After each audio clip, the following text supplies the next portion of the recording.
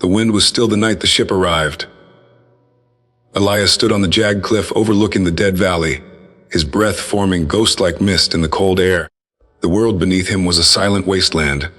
Cracked earth, black stone, and the distant skeletons of towers that once belonged to a thriving city.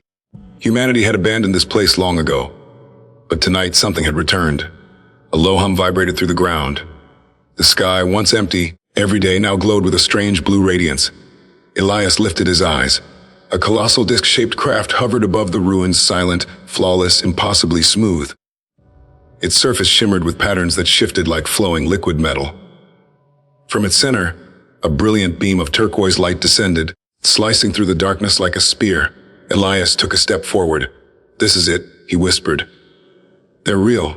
For years, he had been dismissed as a madman, an astronomer obsessed with signals no one else could hear. But he had kept listening, kept decoding, kept believing. And now the proof hovered above him like a silent god. The blue beam widened, illuminating the ruined city. Dust lifted from the ground, swirling upward as if gravity were being rewritten.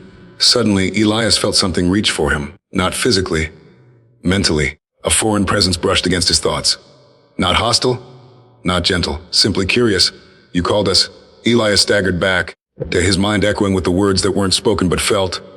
His heart pounded like a trapped animal. "You heard me. We hear all who seek." The ship descended slightly, its vast shadow consuming the horizon. Elias felt pressure behind his eyes, visions flashing like lightning, cities of glass, and the stars collapsing into gateways, energy flowing like rivers through alien worlds.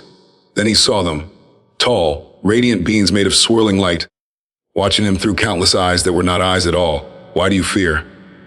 Elias swallowed. "Because humanity is not ready."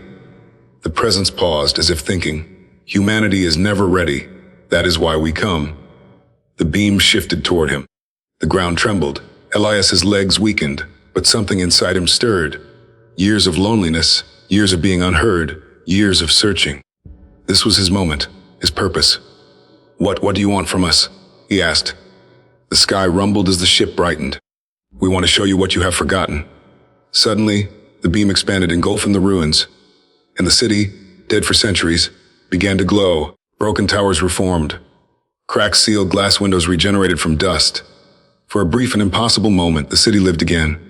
Elias gasped. Time itself was obeying them.